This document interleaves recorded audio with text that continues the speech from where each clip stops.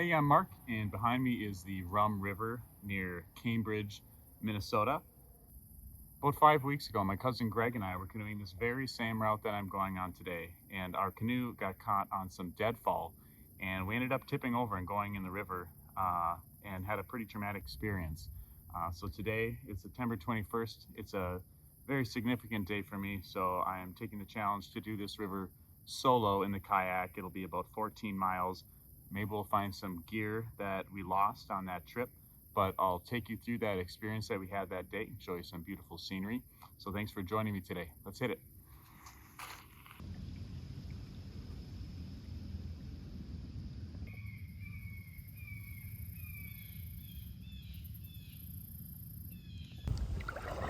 It is an absolutely stunning day. We're getting a few sprinkles here, but that's okay.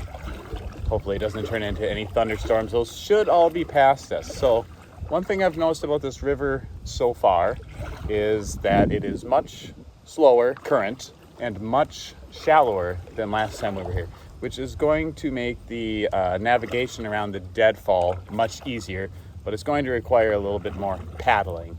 But I'll take that over being in danger any day.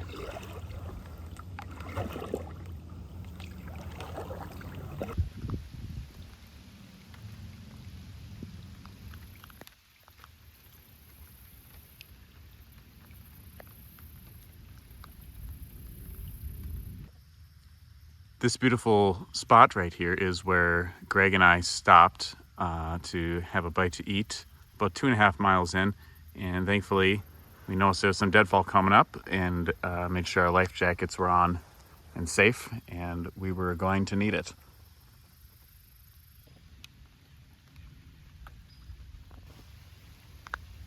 Well, unbelievably, this is where it happened, and it is a completely different scene here today, not just because of the light rain, but because of how shallow it is in comparison.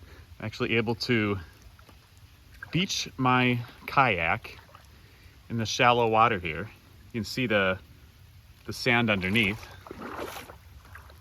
So when we came through with the canoe, it was much deeper, much faster. But because of how shallow it is here, you can see how quick the river is moving in the deeper channel over there. We were forced into the deeper channel around this deadfall, then forced to do a extremely tight and fast turn to the right.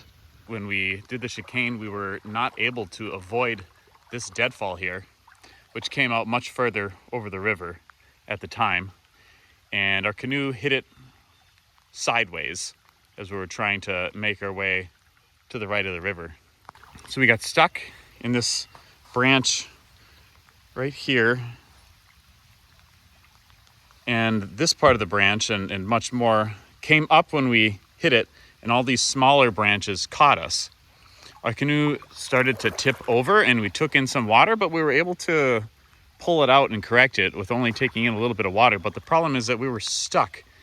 We were stuck here long enough and in these branches, and the current came under the side of the canoe and swept the underneath out from under us, unbelievably, putting us in the water back here, the canoe upside down going under this deadfall. I tried to catch myself on a branch, which could very possibly be this broken branch right there that looks like it might have a mushroom or something on it. Let's see, right there. That branch broke from my weight and the weight of the current pushing me. The piece that broke off went down the river. The piece that remained there hit me in my face, close to my eye, knocking off my sunglasses and my hat. So we're in the river and we're able to grab ourselves and collect ourselves on this stump of rattled roots here. I just gotten hit in the face. Greg's life jacket got caught on these roots. Our gear, our paddles, everything are floating down the river. So we have to act quickly. We jump back in and Greg is going for the paddle and the cooler and I'm going for the canoe. And the current is mighty, much mightier than it is today. So I'm able to get the canoe downriver and I'm floating with it, but there's nothing I can do with the thing because we're in the current. Trying to swim in a river and pull a canoe to shore is, it sounds difficult, and it's even more difficult than you might think. Floated helplessly by some of these banks, which were much more underwater at the time. So didn't want to, had to stay with the canoe in as much gear as we could, otherwise we'd be stranded out here. And I believe it's this bank that I was able to get the canoe to the bank and up somehow by grabbing onto some of these live branches coming down with one arm and grabbing the canoe, holding it in by the gunnels with my other arm and swinging it in the current over. And there's a slight slant and kind of a ramp right there in the center of the frame. I was able to get the canoe full of water somehow out and up on top of this bank. So we had just the canoe in the cooler at this point. So we're looking for at least one paddle. If we don't have one paddle, we're gonna have to get SOS'd out of here. And Greg was able to spot a paddle up there, so I had to walk through the woods from the spot we landed and come out on that beach up there, swim across the river and collect the paddle and then swim back across. Now, swimming back across the river was extremely dangerous, not just with the current, but also the bank, when it hits the water, goes underneath, making like a hollow channel that tries to suck you in. Climbing out of these banks is extremely difficult as well. I overshot the paddle the first time, had to get out on the right side of the river here, back upstream, and go through the woods and then collect the paddle with my foot by reaching down and hanging onto a tree. And I swam back across the river, and Greg helped collect me out of the river with the paddle right around there. So we were bruised and our egos hurt and in shock, but we were safe and alive. We had the canoe, we had the cooler, and we had one paddle. So we didn't have to get SOS'd out of there. We looked around and we didn't find any place that was better to put the canoe in than where we came out, which was an extremely difficult spot, but somehow we were able to get it back into the water and get going. Greg was using his hands to paddle and keeping an eye out for any of the gear that we lost, kind of like what I'm doing now. And I had the paddle in the back, so I was the main source of power and steering. We did have our cell phones, which amazingly still worked even after being submerged for so long. Greg was able to get a hold of my sister and ask her to meet us at a point about halfway through and get us an extra paddle, some water, some food, which we were in desperate need of. This is all happening on about mile 3 of a 14-mile canoe trip.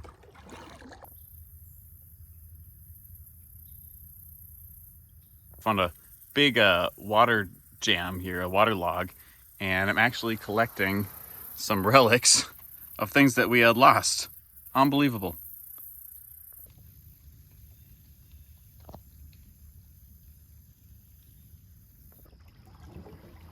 How we were able to get through this mess with one paddle, I have no idea.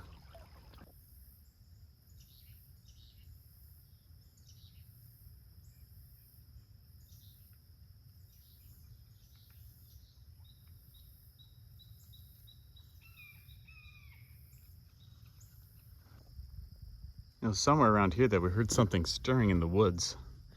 Upon it realizing what we were, it really made a huge scene, and it crashed through the woods at an insane speed, tearing down branches and everything in its path, and it moved away from us at just such an incredible rate. I had to have been a deer, but I just can't even imagine.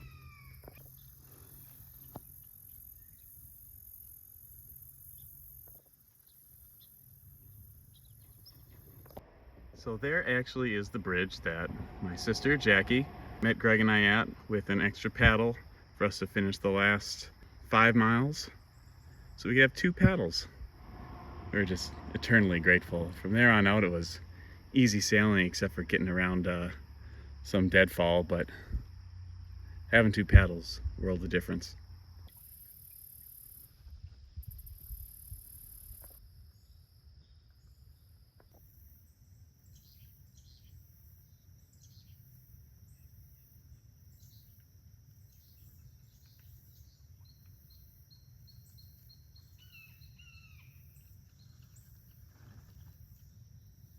Some of these points of deadfall were so intense at the time that we actually had to get out and wade through the swampy shore around them.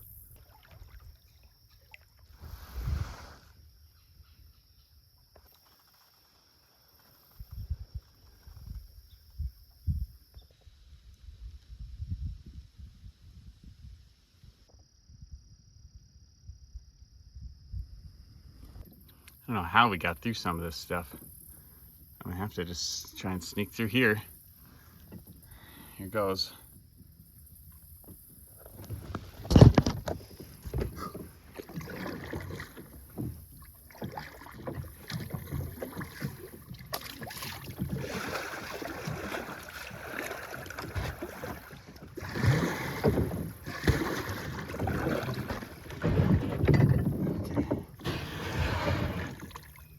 Not too bad. With the kayak, with a canoe and a strong current and only one paddle. You can imagine.